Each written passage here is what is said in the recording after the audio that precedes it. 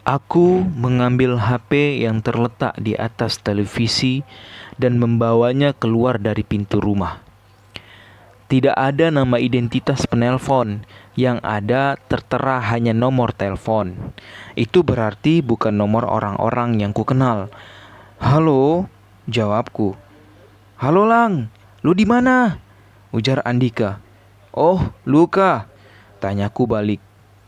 Iya, ini aku. Tolong jemput aku, Lang. Motorku kehabisan bensin di tengah jalan, ujar Andika. Ya Allah, kok bisa? Tanyaku. Udah, ntar aja. Aku cerita. Lu sekarang ke gerbang universitas ya. Bantuin aku please, ujar Andika yang memohon kepadaku. Ya deh, tunggu di sana, jangan kemana-mana, perintahku ke Andika. Iya, cepetan, ujar Andika. Aku berpamitan kepada Iqbal dan Dean. Yan, pinjem motornya boleh kan? Ucapku meminta kepada Dean. Mau kemana Lang? Tanya Dean. Andika motornya kehabisan bensin, jadi aku bantuin dulu. Ini kunci lu kan? Ujarku sambil menunjuk kunci yang kupegang di tangan. Dean hanya melihat sekejap dan mengangguk. Aku pun pergi dengan kecepatan menengah. Di jalan, aku mencari kedai yang menjual bensin ketengan untuk diberikan kepada Andika. Sesampainya di gerbang kampus, aku langsung melihat Andika menggunakan baju merah dengan motor Shogunnya. Kah, ucapku keras dengan melambaikan tangan. Andika pun melihat diriku dan juga melambaikan tangannya. Sini Lang, ujarnya dengan lantang. Aku pun menarik gas motor ke arah Andika dan memberikan botol bensin kepada Andika. Andika pun menerimanya dan mengisi pelan-pelan motornya dengan bensin tersebut. Lang, kayaknya aku antar aja deh motor ini ke kos. Takutnya ntar aku ketiduran di kosmu, ujar Andika. Oh gitu, ya udah, kita antar dulu motor temenmu, jawabku. Kami pun menarik gas motor ke kos Andika. Akhirnya sampai juga di kos Andika. Tak lama Andika memarkirkan motornya dan memberikan kunci motor kepada pemiliknya. Kami langsung bergegas pulang menuju kos.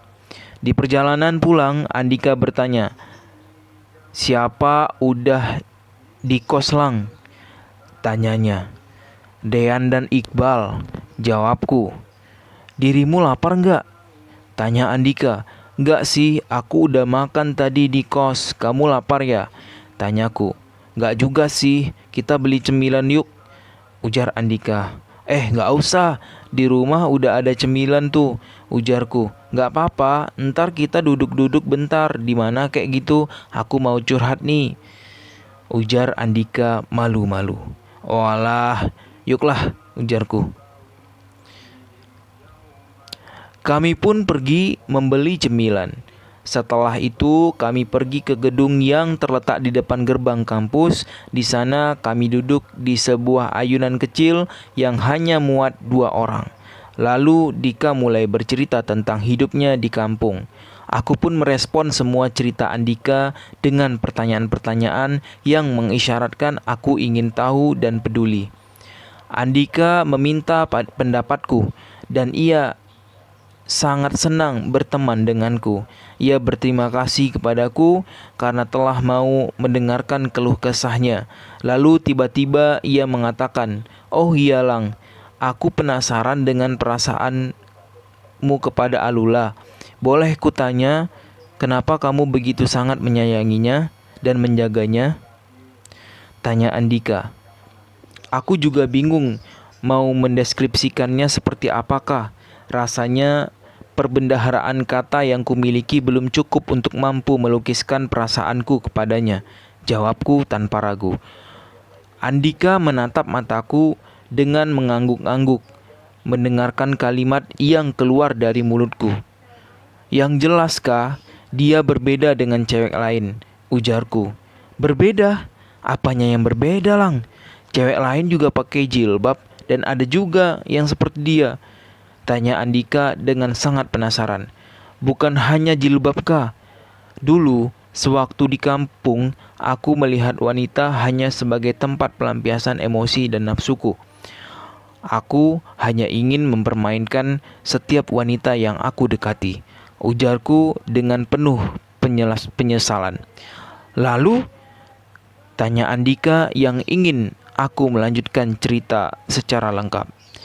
Alula berbeda dengan yang lain.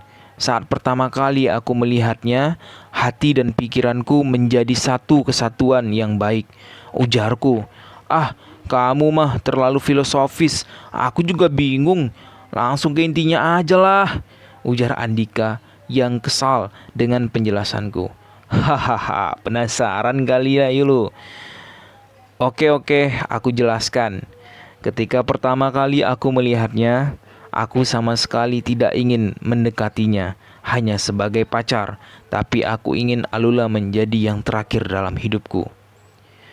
Mengerti semua lika-liku hidupku bersama menggapai semua yang diridhoi oleh Allah Subhanahu wa taala. Menjadikanku imam yang mampu membawanya ke surga. Alula adalah cahaya yang dianugerahkan Allah bagi siapa yang dapat melihat hal itu. Aku ingin mengambil kesempatan itu, tapi aku bukanlah tempat yang bagus untuk ia tempati sebagai cahaya kah? Ujarku lirih. Kenapa bukan kamu orangnya? Tanya Andika penasaran. Aku hanya kotoran yang saat ini sedang ia sinari dengan tidak sengaja. Jawabku dengan menatap mata Andika dengan dalam. Jadi, kamu tetap ingin menjadi kotoran dengan kesempatan yang sudah Allah berikan kepadamu? Tanya Andika. Pertanyaan itu masuk ke dalam hati dan jiwaku. Aku seakan ditampar dengan pertanyaan itu. Yang berlalu, biarlah berlalu, Lang. Jangan sampai masa lalu itu menghalangi niat baikmu untuk berubah. Masa lalu itu cukup dijadikan pelajaran, Lang, ujar Andika dengan menepuk pundakku. Andika seakan tahu apa yang akan aku sampaikan. Aku mengalihkan pandanganku ke bawah. Aku tak mampu melihat mata Andika yang menatap tajam mataku. Pikirkanlah, Lang. Buktikan niatmu memang sangat tulus. Aku siap membantumu kapan saja kamu butuhkan, ujar Andika dengan lembut. Aku hanya bisa menatap Andika dengan tersenyum.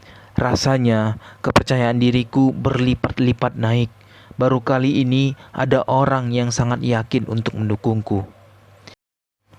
Sesampainya di kos, Dean dan Iqbal masih asik bermain PES. "Siapa yang menang ini?" tanyaku dengan senyuman.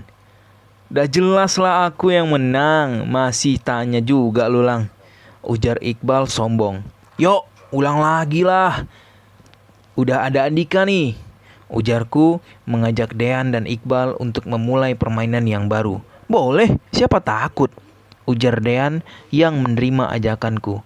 Iqbal pun mengepause permainan dan memilih menu exit. Lalu Iqbal memilih menu baru agar aku dan Andika ikut bermain. Permainan kami pun begitu seru. Piala kemenangan terus bergilir. Dari mulai Iqbal ke Dean, Dean ke aku, dan akhirnya kembali lagi ke Iqbal. Sedangkan Andika adalah satu-satunya orang yang tidak pernah merasakan kemenangan. Selalu menjadi tempat yang empuk untuk mengumpulkan gol. Cemooh dan teriakan emosi pun tak tertahankan lagi. Ya, dunia seakan milik kami berempat sampai akhirnya kami tertidur lelap. Aku sudah bersiap menuju kampus. Hari ini ada mata kuliah pengantar antropologi. Aku sudah mempersiapkan bentuk PowerPoint terbaikku untuk dipresentasikan. Tugasnya kali ini tidak dikerjakan secara kelompok, tetapi individu. Untung saja, jauh-jauh hari aku sudah mengerjakan tugas ini. Udah masih belum kembali dari kampung, sehingga aku berangkat dengan berjalan kaki yang hanya memakan waktu 20 menit, sedangkan waktu menunjukkan pukul 6:30. Sesampainya di kampus, mobil hitam milik dosenku sudah terparkir di depan kelas. Aku yang melihat hal itu menjadi sangat terkejut dan panik, padahal saat itu waktu masih menunjukkan pukul 6:55. Matilah aku kalau sampai terlambat, ujarku dengan perasaan panik. Langkahku berjalan perlahan. Sesampainya di dinding kelas, aku mengintip lokalku dari lubang-lubang kecil yang terdapat di dinding kelas. Tiba-tiba ada yang menepuk pundakku dengan keras.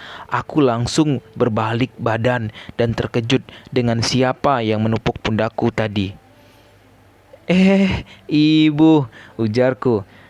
Aku begitu malu ketahuan mengintip. Kukira tadi dosen sudah masuk dan duduk di dalam kelas. "Ngapain kamu, Lang?" tanya dosen tersebut. "Gak apa-apa, Bu," jawabku dengan mengambil langkah pelan menuju kelas. Ibu dosen hanya membalasku dengan gelengan kepala. Kuliah pun dimulai. Aku mendapatkan kesempatan untuk mempresentasikan hasil kerjaan yang telah kubuat. Alhamdulillah, semua pertanyaan terjawab dengan baik. Dosen pun menguatkan segala penjelasan yang telah aku paparkan. Itu pertanda dosen sangat setuju dengan pendapatku. Alhamdulillah, ujarku sambil mengelus-ngelus dada ini. Aku puas dengan usahaku. Tiba-tiba di dalam otakku terlintas, "Alula memperhatikanku nggak ya tadi?" tanyaku dalam hati. Sebelum semua mahasiswa keluar dari ruang kelas, Andika mendatangiku dan mengatakan, "Lang, hari ini Alula ngajak lu ketemu di taman," ujar Andika. "Hah? Serius lu kah?" tanyaku dengan ekspresi terkejut kepada Andika. "Tuh kan kebiasaan lu ini, nggak percaya banget sama aku," jawab Dika. "Iya, bisa lu bilangnya tiba-tiba, Kak. Jam berapa emang mau ketemunya?" tanyaku lagi. "Setelah zuhur di taman kampus," jawab Andika. "Emangnya mau ngomongin apa, Kak?" tanyaku penasaran. "Ada deh, mau tahu aja lu." "Hahaha," ujar Andika yang buatku penasaran. "Tai lu, Kak," ujarku kesal kepada Andika. "Mampus lu, makan tuh penasaran. Bye," ujar Andika yang pergi meninggalkanku entah kemana. "Woi, mau kemana lu? Kasih tahu dulu baru pergi," ujarku tambah kesal. Dika hanya membalas dengan menjulurkan lidahnya yang panjang kepadaku. "Ah, awas lu ya di kosan," ujarku. Andika terus berjalan. Semakin lama badannya semakin hilang. Gedung-gedung menutupi jarak pandanganku. Gedung-gedung menutupi jarak pandang mataku. Sudahlah, aku rasakan saja penasaran yang bertubi-tubi ini. Kuliah selanjutnya pun dimulai. Andika menjauhkan posisi duduknya dariku. Ia sengaja memilih posisi duduk paling depan agar aku tak bisa menanyakan ada apa sebenarnya. Matilah aku. Selama perkuliahan berlangsung, otakku hanya berpikir tentang apa yang akan dibicarakan Alula padaku. Sungguh keadaan seperti ini sangat menyiksa diriku. Sudah 5 menit berjalan, Alula masih belum datang. Perasaan deg-degan semakin menjadi-jadi. Kaki yang bergoyang pun semakin cepat, seperti kaki tukang jahit yang orderannya harus jadi dalam waktu semalam. Aku pun melihat jam. Waktu telah menunjukkan jam 12:30 lewat. Artinya, aku telah menunggu selama 20 menit. Namun, Alula juga nggak datang-datang. Aku coba kirim pesan kepada Andika yang isinya pertanyaan tentang Alula, namun Andika tidak membalasnya. Lelah duduk, aku mencoba untuk berdiri dan melakukan peregangan pada tubuhku. Krek, bunyi pinggang yang kuputar 60 derajat. Kemanalah Alula ini ya? Jangan-jangan aku dikerjain lagi sama Andika, tanyaku sendiri. Tiba-tiba dari belakang terdengar suara perempuan memanggil namaku. Lang, panggilnya padaku. Iya, kataku dengan memutarkan kepala 90 derajat. Ternyata yang memanggilku adalah Alula.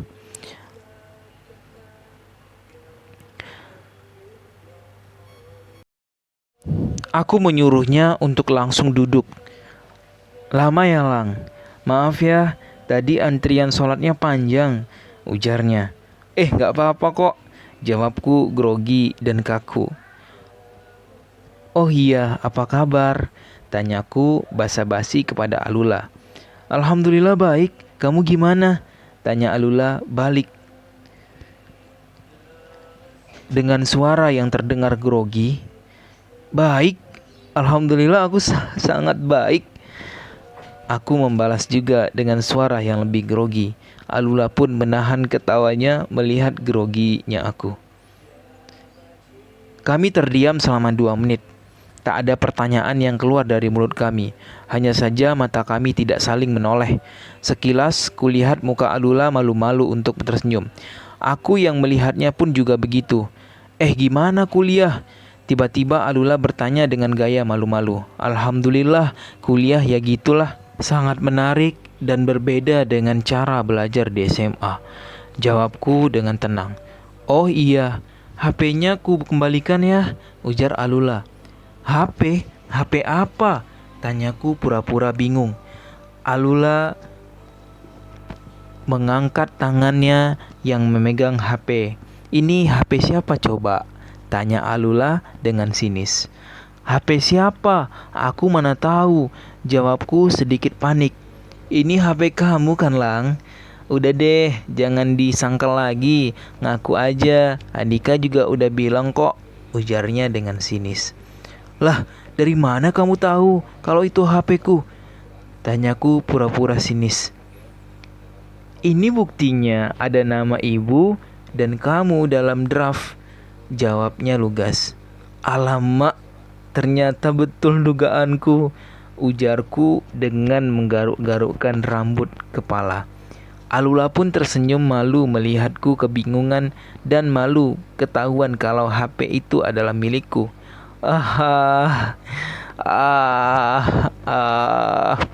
Hanya itu yang keluar dari mulutku. Makasih ya, Lang, ujar Alula dengan lembut. Makasih untuk, jawabku dengan terbata. Aku mencoba menatap Alula yang serius menatap wajahku. Atas kebaikan kamu padaku, padahal aku udah jahitin kamu, nyakitin kamu, tapi kamu tuh tetap aja baik sama aku, ujarnya yang bingung. Aku hanya mampu mengangguk-anggukkan kepala seraya bibirku tersenyum kecil kepadanya. Kenapa sih, Lang? Kamu baik banget. Tanyanya lagi. Aku hanya menjalankan peranku sebagaimana manusia lainnya. Sebab suatu saat mungkin aku bisa jadi aku yang akan berada di posisi kamu. Hanya saja saat ini kamu beruntung, banyak teman-teman yang membantumu. Aku tidak tahu jikalau itu terjadi padaku, jawabku dengan jelas. Alula mengangguk-anggukkan kepalanya dengan tersenyum dan perlahan-lahan mulai tampak jelas di raut wajahnya. Kamu masih suka sama aku, Lang? Tanya Alula padaku. Aku terdiam. Tak tahu harus seperti apa menjawabnya. Pertanyaan Alula membuatku malu-malu untuk mengatakan iya atau tidak. Namun, aku sangat senang pertanyaan itu keluar dari mulutnya. Selama ini, pertanyaan itu selalu muncul dalam benakku dan sering aku bertanya sendiri pada cermin.